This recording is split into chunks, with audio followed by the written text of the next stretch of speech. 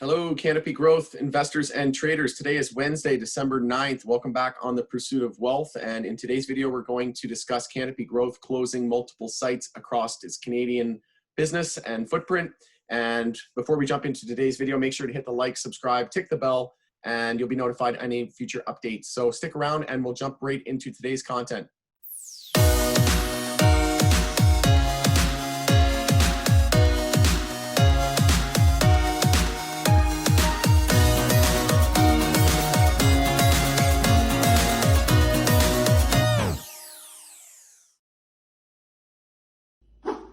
All right, welcome back. So taking a look at the article itself, so Canopy Growth to take a 350 to 400 million pre-tax charge to reduce Canadian operations. This was a move designed to streamline operations and improve margins. So Canopy Growth will cease operations at the following sites: St. John's, Newfoundland and Labrador, Fredericton, New Brunswick, Edmonton, Alberta, Bowmanville, Ontario, as well as its outdoor operations in Saskatchewan. And about 220 employees have been affected by this. So David Klein, the CEO, says it was a difficult decision, but believes it was the right one. And we've seen this across multiple licensed producers in Canada. And I think it's a trend that will continue to gain traction as we see more and more LPs do the same. Hexo was one of the ones that was first to do it and received a lot of criticism when they scaled down their operations, but maybe they saw things coming. So Mexican Congress delays marijuana bill debate, pushing approval into 2021. I found that information valuable to share with you guys as well. So most likely going to be next year before we see any movement on that. We also saw that Ontario is looking to license cannabis stores faster, and authorizations surpass 300. So we'll take a look at some charting here. So CGC, Canopy Growth on the daily time frame, we were looking at support at 26.56. We had a daily higher low there, and we essentially double topped here at the high of 29.50s, and we pulled back. We lost EMA 12, but we held the low of 26.75 today, holding that support of 26.56. After that, if we lose that, we have EMA 26 here at 25.45, and then we have the last daily higher low at 23.42. So if we lose 26.56, we lose the daily uptrend, and then we'll scout a daily higher low compared to 23.42. But at this point, it's looking good. We're holding EMA 12. It looks like we want to close above that, so we'll see if the bulls can jump in here. I think SPY had a lot to do with this. So when that news came out about Canopy closing multiple operations, we didn't see a huge drop at that time. But once SPY started to pull back and consolidate and lost the low of yesterday, and we saw daily consolidation, that's when CGC really lost it as well. So we'll just zoom here into the 5-minute.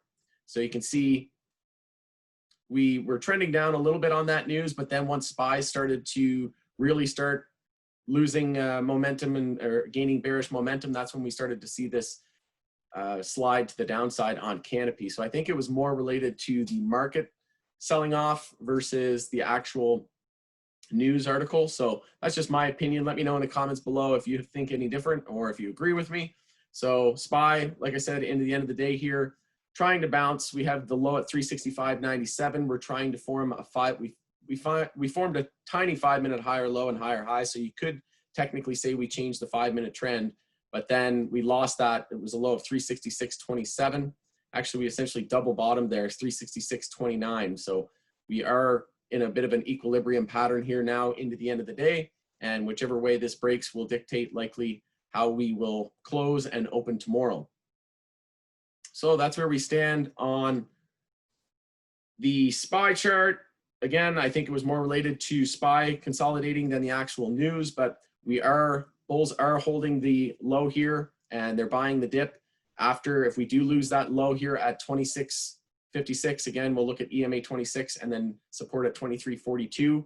But on the weekly time frame, we're in a monthly uptrend, we're in a weekly uptrend. So we do have a weekly inside bar on watch as well. So most important support on the weekly is going to be 26.56. Most important resistance to break is 29.52. If we break 29.52, then we'll look toward weekly continuation. And if we lose 26.56, then weekly consolidation will be underway. We'll lose the daily uptrend, so then we'll be very confident that weekly consolidation is underway. So taking a look at the weekly chart here as well, you can see we're above the 10-week moving average. We are cross bullish on the MACD and the stochastic.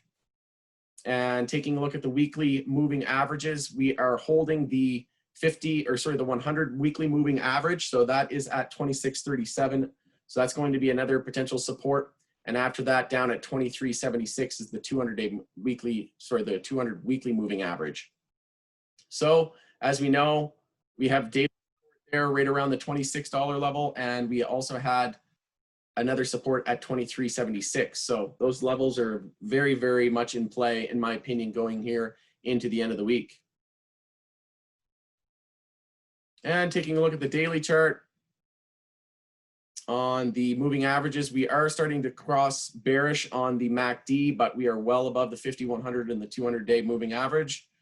And like I said, it's all about that daily support level. So that's where we stand. Again, I don't think Canopy selling off was primarily attributed to the actual news article that came out. I think it was more to do with SPY. So if SPY continues weekly consolidation and we see a meaningful pullback here, then obviously I think that's going to impact the cannabis sector and Canopy growth as a whole. So we'll continue to monitor the pullback on SPY and any consolidation. It could still be potential daily bull flags. So hopefully you found this information valuable. Thanks again for joining us on The Pursuit of Wealth. Make sure to drop a like and subscribe. We'll see you on the next one.